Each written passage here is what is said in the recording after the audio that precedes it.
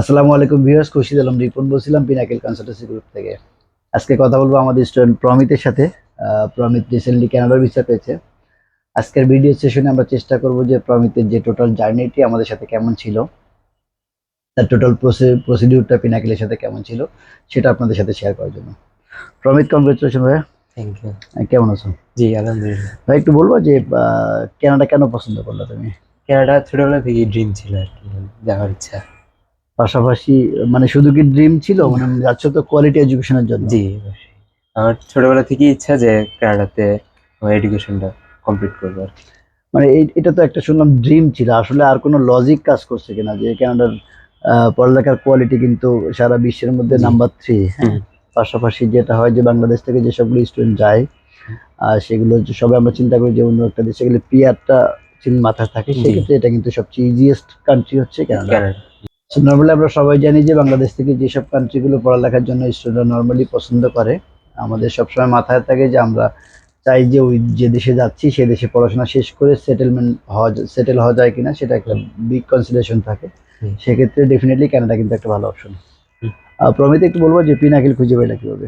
Pinnacle আমার শফিক আঙ্কেলের মতো। শফিক আঙ্কেলের মাধ্যমে। হুম। সো শফিক আঙ্কেল যে পিনাকিল নিয়ে আসছে, জি। তো প্রসিডিউরের স্যাটিসফাইড তো নেই? জি অবশ্যই।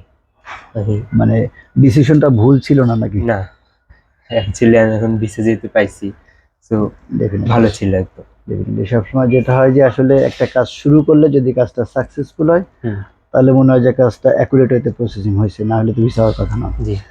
এখন আমরা একটু আসি যে তুমি কোন কলেজে যাচ্ছ। আমি নায়াগ্রা কলেজে যাচ্ছি। নায়াগ্রা কলেজের কিন্তু ক্যাম্পাস অনেকগুলো আছে, জি তুমি কোন? Toronto. Toronto Niagara campus. College. Toronto campus যাচ্ছ। টরন্টো কোন ক্যাম্পাস। সাবজেক্টে যাচ্ছ তুমি? Computer programming. Computer programming. তোমার টিউশন ফিস কত এখানে? আমার $8,000, 8,000 সামথিং। 8,000 সামথিং ডলার হচ্ছে এক ক্যানাডিয়ান। সেমিস্টারের জন্য। জি। ইয়ারলি টিউশন ফি যেটা আছে সেটা থেকে 50% পে করছো, জি। সেটা হচ্ছে 8,000 সামথিং ডলার। হুম। তোমার কি কোনো স্কলারশিপ ছিল? জি 3,000। $3,000 পার ইয়ার। জি। টোটাল কোর্সটা হচ্ছে 2 ইয়ার্স এর। হুম। সো প্রমিত যে কোর্সে যাচ্ছে সেটা কোর্সটা হচ্ছে কলেজ ডিপ্লোমা, যেটা 2 বছরের কোর্স। 2 বছরের মধ্যে 4টা সেমিস্টার থাকে। তাই সেমিস্টার টিউশন ফি হচ্ছে নর্মালি ইয়ারলি টিউশন ফি হচ্ছে $16,000 মতো আফটার স্কলারশিপ। সো 2 বছরে তার টোটাল টিউশন ফি পে করতে হবে $32,000।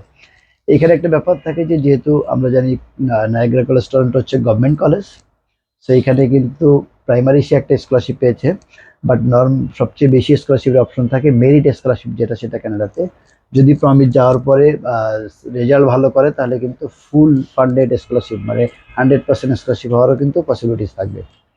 পাশাপাশি লোকেশন, নায়াগ্রা কলেজ টরন্টো যে ক্যাম্পাসটা আছে এটার লোকেশন হচ্ছে ডাউন টাউনে।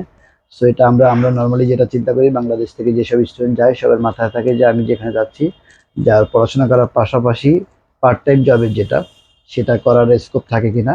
সো টরন্টোতে গেলে সুবিধা হচ্ছে যে পার্ট টাইম জব কিন্তু অ্যাভেলেবল থাকে, এবং কানাডা যদি আমরা টোটাল কানাডা কনসিডার করি, সবচেয়ে বেশি জব স্কোপ যদি আমরা কনসিডার করি তাহলে কিন্তু টরন্টো সবচেয়ে বেশি ভালো অপশন।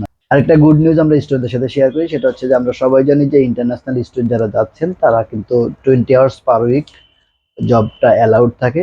বাট কিছু মাস আগে কিন্তু কানাডা গভর্নমেন্ট ডিক্লেয়ার করছে যে যারা স্টুডেন্ট হিসেবে যাচ্ছে তারা পড়াশোনা করার পাশাপাশি ফুল টাইম কিন্তু যদি যত সময় সে লেজার টাইম পাচ্ছে সে কিন্তু চাইলে 20 আওয়ার্সের ব্যারিয়ারটা থাকছে না, সে চাইলে আনলিমিটেড জব করতে পারবে ক্লাস টাইমের বাইরে। প্রমিত, একটু আমরা একটু ভিসাটা একটু দেখাবো সবাইকে।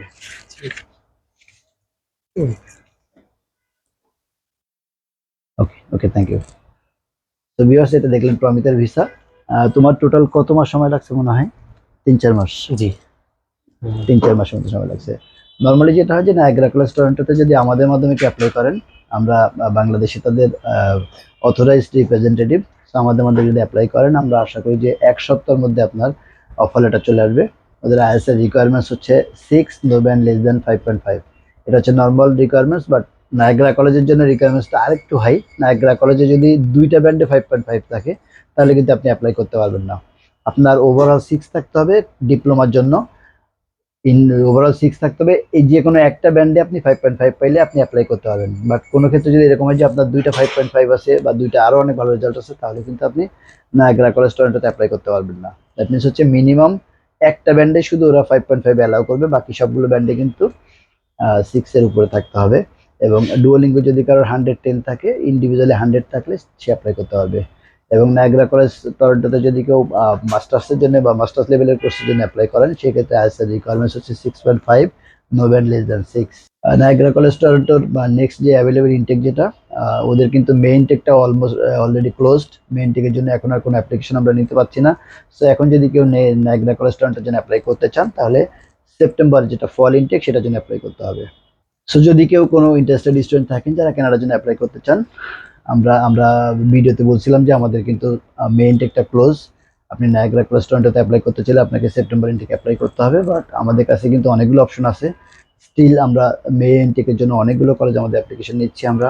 আমাদের মাধ্যমে যদি কেউ আইসিএম, এফআইসি অথবা টরন্টো মেট্রোপলিটন ইউনিভার্সিটি এই টাইপের কোনো ফাউন্ডেশনে অ্যাপ্লাই করতে চান, তাহলে স্টিল মে ইনটেকের জন্য অ্যাপ্লাই করতে পারবেন।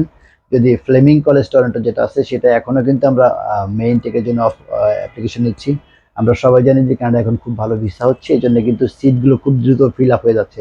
সো যদি এরকম কোনো স্টুডেন্ট থাকেন, আপনাদের আইএলটিএস করা আছে অথবা ডুওলিঙ্গো করা আছে, তাহলে কিন্তু আপনারা স্টিল মেইন টেকের জন্য অ্যাপ্লাই করতে পারবেন।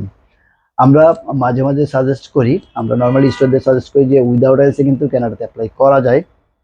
কিন্তু আমরা সবসময় আমার সাজেশন থাকে, যদি কোনো স্টুডেন্ট এরকম থাকেন যে আপনি আইএলটিএস দিলে ভালো স্কোর উঠাইতে পারবেন, তাহলে কিন্তু আপনার আইএলটিএস দিয়ে অ্যাপ্লাই করা উচিত। বাট কিছু কিছু সময় যখন এমবাসির ভিসা রেশিও অনেক ভালো থাকে, আমরা তখন এরকম যারা স্টুডেন্ট আছেন যে আপনি চাইলেও হয়তো আইএলটিএস ভালো স্কোর উঠাইতে পারবেন না, বাট আপনি কানাডার জন্য অ্যাপ্লাই করতে চান, তো এটা কিন্তু আপনার জন্য এখন বেস্ট টাইম অ্যাপ্লাই করার জন্য। কারণ এখন কিন্তু ইএসএল দিয়েও কানাডাতে ভিসা হচ্ছে। যদি এরকম কেউ থাকেন যে আইএলটিএস নেই বা ডুওলিঙ্গো নেই বা এই টাইপের স্বীকৃত কোনো ল্যাঙ্গুয়েজ প্রফিসিয়েন্সি সার্টিফিকেট আপনার কাছে নেই, বাট স্টিল আপনি ইন্টারেস্টেড অ্যাপ্লাই করার জন্য, সেক্ষেত্রে এখন সবচেয়ে সুইটেবল টাইম।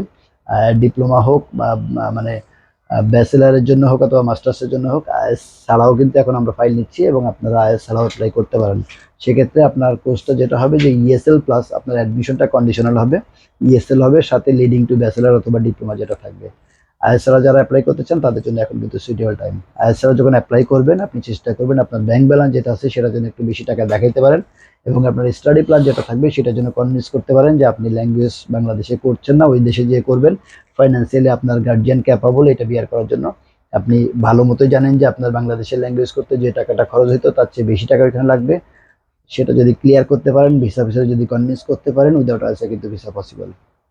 এতক্ষণ কষ্ট করে যারা আমাদের ভিডিওটি দেখছিলেন তাদেরকে ধন্যবাদ জানাই। পাশাপাশি বলে রাখি, আমরা পিনাকেল কনসালটেন্সি গ্রুপ 20 বছর ধরে কনসালটেন্সি লাইনে আছি। আমরা সাকসেসফুলি অনেকগুলো স্টুডেন্ট বাইরে পাঠিয়েছি। সো আমরা যে দেশগুলো আমরা প্রসেস করি, সেই দেশগুলোর total top to bottom procedure clear হয়ে তারপর আমরা প্রসেসটা করি। সো আমাদের মাধ্যমে যদি আপনি প্রসেস করেন, এতটুকু কনফার্মেশন আপনাকে দিতে পারি যে আপনার ফাইলটি অ্যাকুরেট হতে প্রসেসিং হবে। আমাদের অফিস খোলা থাকে সপ্তাহে 6 দিন, সকাল 11টা থেকে সন্ধ্যা 7টা পর্যন্ত। এবং আমরা আমরা দুইটা সোশ্যাল মিডিয়া, যেটা ফেসবুক এবং ইউটিউব যেটা আছে, সেটাতে কিন্তু কুইকেস্ট টাইমে রিপ্লাই দেওয়ার চেষ্টা করি। সো আমাদের কাছে যদি স্টাডি ইন কানাডা অথবা স্টাডি ইন ইউএসএ অথবা যে দেশগুলো আমরা প্রসেস করি, এই দেশের স্টাডি সম্পর্কে যে কোনো কোশ্চেন আপনার মাথায় থাকে, আপনি আমাদেরকে দুইটার সোশ্যাল মিডিয়াতে আমাদের রিচ করতে পারেন অথবা সরাসরি আমাদের অফিসে ভিজিট করে ইনফরমেশন জেনে নিতে পারেন। সবাই ভালো থাকবেন, সুস্থ থাকবেন, আল্লাহ হাফেজ।